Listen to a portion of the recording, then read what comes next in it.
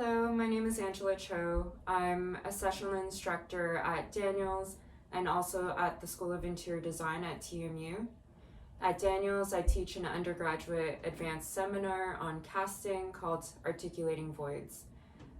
In the course, students are exposed to casting techniques that work with materials such as plaster, clay slip, and also some silicone mold making.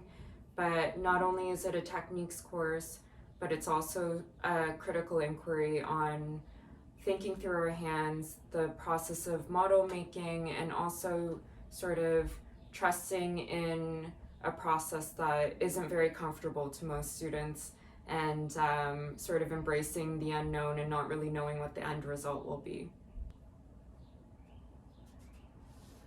This is a stack of my most recent purchases. Most of these books I acquired while I was in New York City just 2 weekends ago.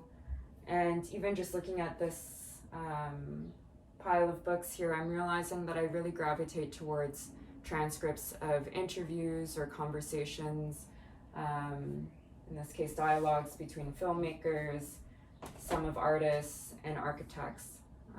I think I gravitate to reading interviews because I find them very raw, very personal, and at times intense.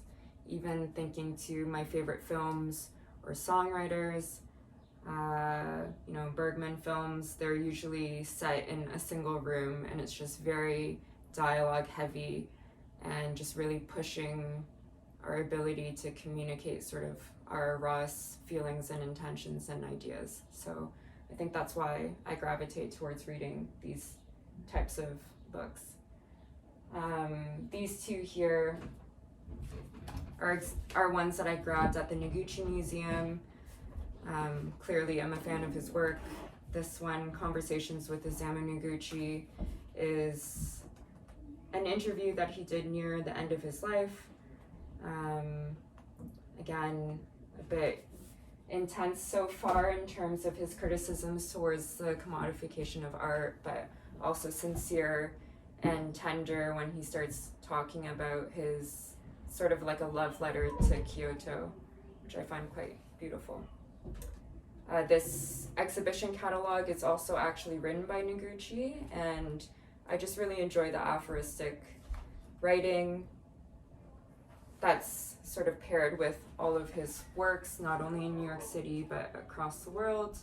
And again, I enjoy this type of writing and readings because each time I pick it up, I feel at different points in my life, even though I obviously just acquired this and haven't gone through it yet, but I just feel like it'll give me new meaning each time I read a passage. I have a pretty interesting relationship with my books. Most of them I'll try to keep in their sort of pristine mint condition, but sounds a bit superficial, but if I'm not as taken by the edition or the cover, I find that I'm able to engage with the book in a much more honest, probably healthy way. Just writing directly in the pages, underlining, and again, just sort of engaging with it in a more meaningful way with the content, I think. And it's just easier to sort of go back to. So maybe one day I could get over trying to keep these in mint condition, or I just need to be more okay with lending out my books and having someone else handle them. I think that might help. Definitely prefer reading on printed material, hard copies of books. I, for some reason, cannot retain anything that I read from a screen, and I admit that it's not the most sustainable method, but when there is something that is a digital copy of a book or an essay, I do have to print it out.